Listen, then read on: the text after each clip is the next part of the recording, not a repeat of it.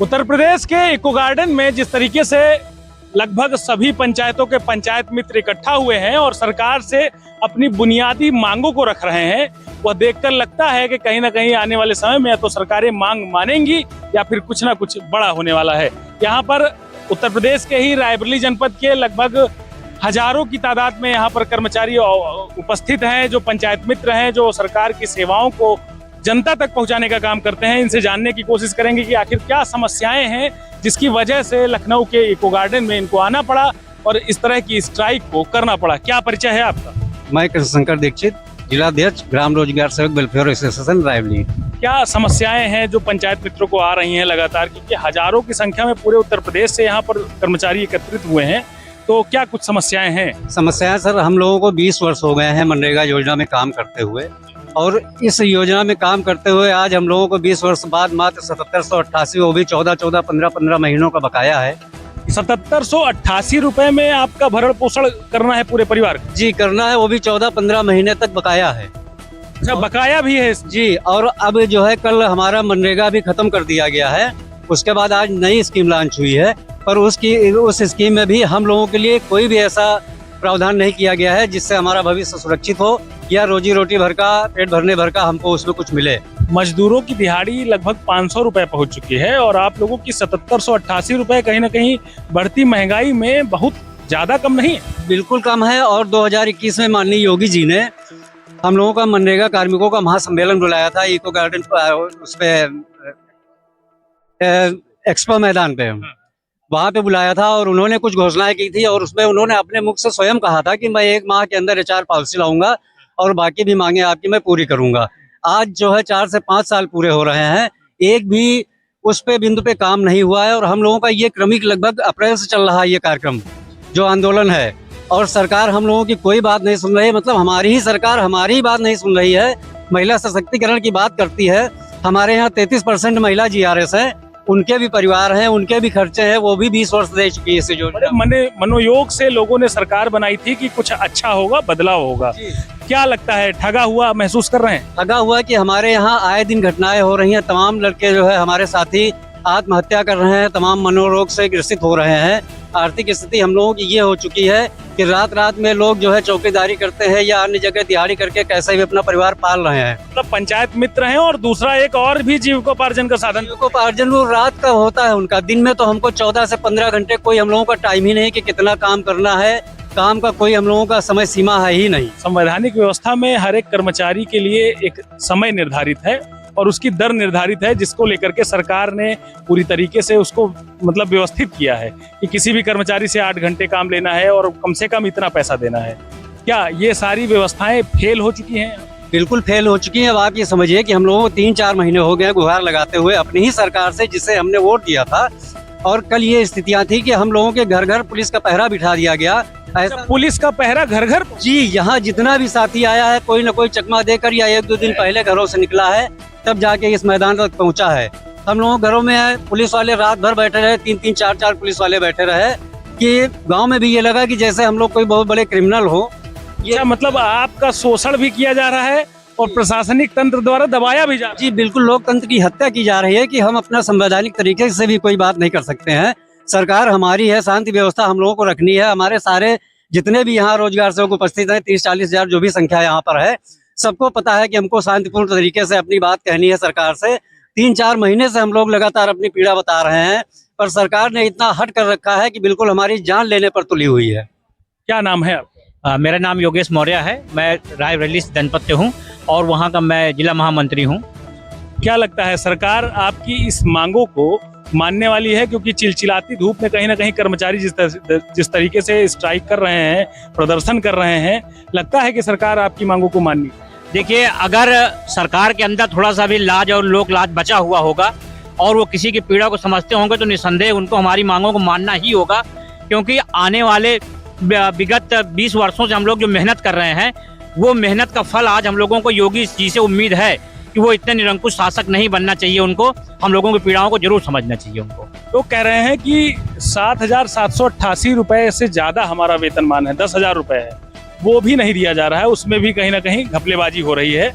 और जो आप लोगों का वेतन निर्धारण था, जो पहले मनरेगा के तहत था, वो लगभग 4.5% के हिसाब से दिया जाता था, जो कंटीजेंसी के हिसाब में होता था। अभी वो 3% कर दिया गया है, घट गया है। इस पर क्या कहें? देखिए, कंटीजेंसी के हिसाब से मानदेय जिनका बनता है वो भी नहीं दे पा रहे हैं। उसके अलावा 7788 रुपए में हम लोगों को पूरा जो स्टेशनरी काम वो भी देखना रहता है, मोबाइल भी मेंटेन करना है, इंटरनेट का खर्चा भी चलाना है, और जितने भी भाग दौड़ करके ब्लॉक भी जाना है। तो आप मान के चलिए कि हम लोगों के पास मुश्किल से 4-5 हज़ार रुपये बचता है। उसके अलावा 12-12, 14-14 महीने मिलता भी नहीं है सर। तो ऐसा जितना आपने खर्चा बताया है, कहीं ना कहीं ये तो लगता है कि सरकार के ऊपर आप लोग एहसान कर रहे हैं काम करके। सर, ये एहसान फरामोशी की सरकार है। हम लोगों के हक को एक खा के बैठी है सरकार। और ये बिल्कुल ये मान के चलिए कि कहीं भी दूसरे प्रदेशों में देखा जाए तो वहाँ पे 30-30, 35-35 हज़ार मानदेय है, लेकिन यहाँ की सरकार ने पता नहीं क्या जिद करके रखा हुआ है कि जब तक रोजगार सेवकों को आत्महत्या नहीं करा लेंगे हम बात मानेंगे नहीं। दूसरे स्टेट में 30-35 हज़ार जी, हरियाणा में है, आपके राजस्थान में सम्मानजनक मानदेय है, बिहार में है, लेकिन यूपी गवर्नमेंट में इतना भ्रष्टाचार फैला हुआ है कि माननीय योगी जी बहुत अच्छे मुख्यमंत्री हैं, लेकिन जो प्रशासन है वहां तक उनकी आवाज। आप लोगों की क्या मांगे हैं? सरकार से हमारी यही मांगे हैं कि हमारी प्रशासन से कोई लड़ाई नहीं है। हम लोग जितना वर्क कर रहे हैं उतना हमको हमारा मेहनताना दे दीजिए। और कहते हैं ना कि जो मतलब काम करता है उसके पेट के पे लाठी या लात नहीं आपको मारनी चाहिए। हम लोग जितना काम कर रहे हैं उतना दे दीजिए। ईपीएफ का पैसा आपने काटा, ईपीएफ नहीं जमा कर रहे हैं, 12-12 महीने काम करा रहे हैं, मानदेय नहीं दे पा रहे हैं।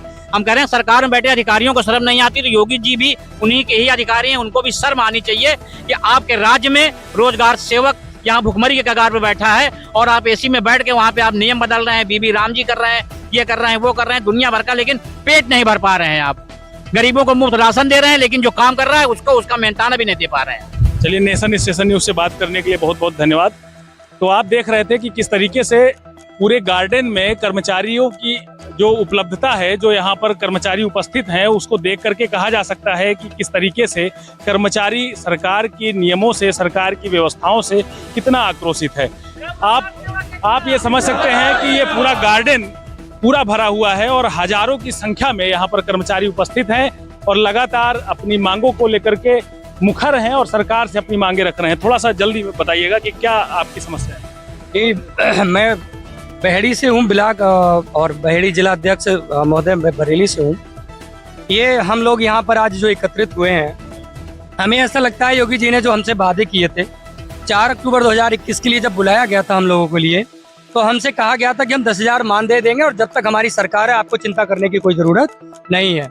हमें लगता है उनके आड़ में जब से हमारे वो घोषणाएं हुई तो ना तो HR पॉलिसी पूरी की गई, ना ही उनकी कोई घोषणा पूरी की गई। अगर सच में उनकी कोई घोषणा पूरी की गई होती तो आज हमारे भाई बहन यहाँ सड़कों पर उतरे हुए नहीं होते।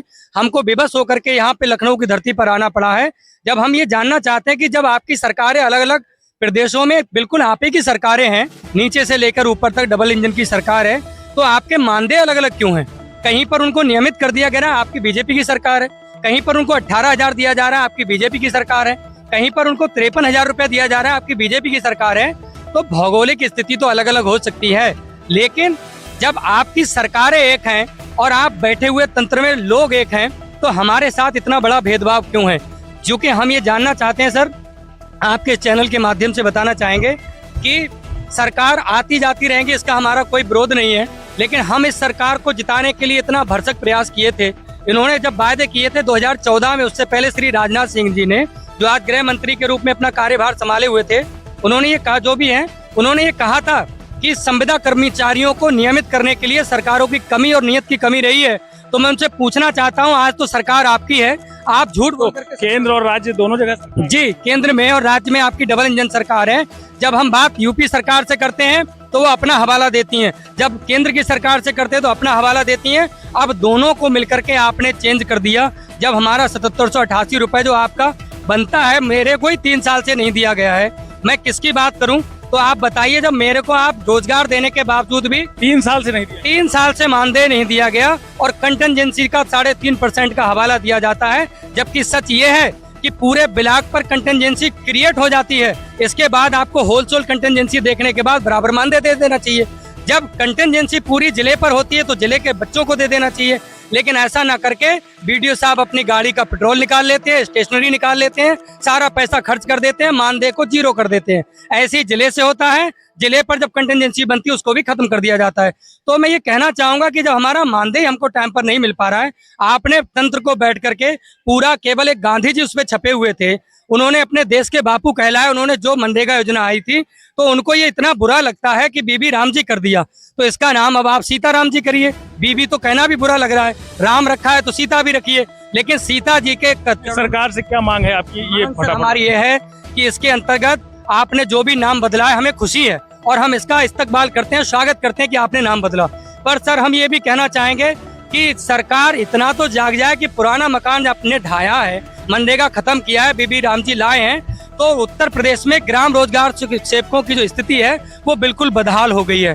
भुखमरी की कगार पर आ गए, उनके बच्चों के एडमिशन नहीं हो पा रहे हैं, माता पिता की दवाई न ला पा रहे हैं और वो खुद भी कहीं पर बिना मानदेय के मर रहे हैं। तो मैं ये कहना चाहूंगा कि वक्त रहते आप समझ जाइए, आप तंत्र में बैठे हैं, रोजगार सेवकों की स्थिति बदलने के लिए आप उनको कम से कम 25 से 30 हजार रुपए मानदेय कर दीजिए और पृथक बजट से करिए, ताकि हर महीने उनका पीएफ कट सके और उनका परिवार सुरक्षित हो सके। योगी जी, ये हमारी गुहार है आपसे, वरना ये चीजें जो है वो रोजगार सेवकों के साथ बिल्कुल अच्छी नहीं है, जीवन में बर्बादी की तरफ हमको लेकर। बहुत बहुत धन्यवाद। आप ये देख रहे थे कि किस तरीके से नाम बदले जा रहे हैं, चाहे वो शहरों के हों, चाहे विभागों के हों। समस्याओं के साथ किसी भी सरकार का कोई सरोकार नहीं है और कहीं ना कहीं ये कर्मचारी इस बात का उदाहरण है, जो यहाँ पर हजारों की संख्या पर इको गार्डन में मौजूद हैं, जो यह बता रहे हैं कि सरकार की नीतियां कर्मचारियों के हित में बिल्कुल भी नहीं है और सरकारों को इस मामले को देखते हुए कहीं बेहतर संज्ञान लेना चाहिए, डिसीजन लेना चाहिए, जिससे कि इन कर्मचारियों का भविष्य उज्जवल हो सके। इको गार्डन से कैमरा पर्सन नितिन के साथ गौरव श्रीवास्तव, नेशन स्टेशन।